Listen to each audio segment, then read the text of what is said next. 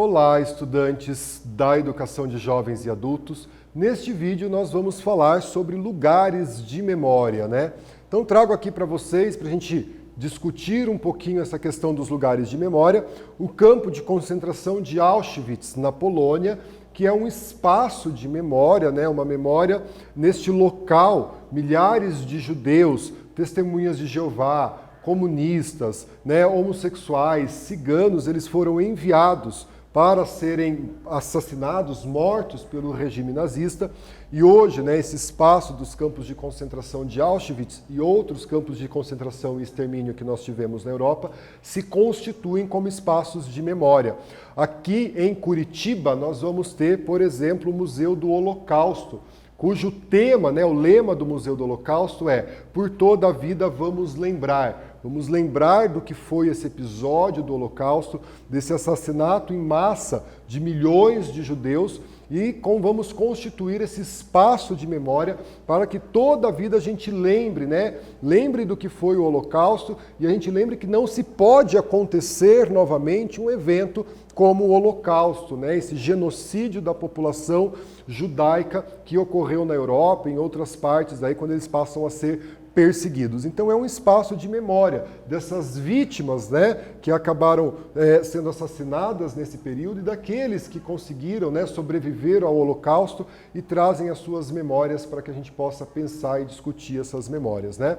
Aqui na cidade de Curitiba, né, o Memorial Árabe em Curitiba, em memória do povo árabe, em memória dessa população que migrou para o Paraná. Hoje o Paraná tem aí uma das maiores colônias árabes, né, do Brasil, então tem esse monumento, né? E aqui um poema do Khalil Gibran, né? "Não vos esqueçais que a terra ama sentir os vossos pés descalços. Não vos esqueçais que ao vento agrada jogar os vossos cabelos". Então aí um poema, né, de um poeta árabe para fazer essa relação com esse memorial na cidade de Curitiba em homenagem, em memória a essa população. Nós vamos ter aí, ó, na cidade de Lapa, esse memorial do tropeiro, né, para ir refletir sobre a importância do movimento tropeirista para a história do Paraná. Ele foi, né, percorrendo aí cidades do interior do estado do Paraná, e a gente tem esse painel do artista Poti Lazarotto, que traz elementos, né, do movimento tropeiro, traz aí a figura do tropeiro que fazia esse caminho, né, geralmente do Rio Grande do Sul até São Paulo, passando aqui por Curitiba e pelos municípios do Paraná. Então a gente tem esse portal do tropeiro na cidade de Lapa.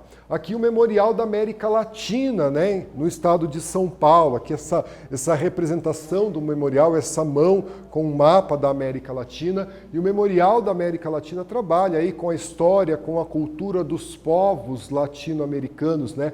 A referência a esses povos, a memória desses povos, a história desses povos. Então esse espaço, né, em São Paulo, o Memorial da América Latina, que nos permite refletir sobre a história, sobre a memória dos povos latino-americanos. Aqui, os cemitérios como lugar de memória afetiva, lugar de memória individual. Os lugares de memória, eles são construções físicas que nos remetem à memória, né, uma memória individual, a uma memória coletiva, a memória de um povo. Os cemitérios, né, toda a cidade, todo município vai ter os seus cemitérios, eles se constituem, portanto, desses espaços, né, da memória afetiva, da memória individual de cada um de nós, da população. Aqui estão os nossos entes queridos, estão personalidades históricas que nos ajudam aí a pensar, repensar e a reconstruir a nossa história e a nossa identidade. Então são lugares de memória que nós vamos encontrar nas nossas cidades, aqui no estado do Paraná, esses lugares de memória. Um povo sem história está fadado a cometer, no presente e no futuro, os mesmos erros do passado, né? Essa frase da Emília Viotti Costa, falando sobre a necessidade da gente ter a memória e da gente preservar a nossa memória.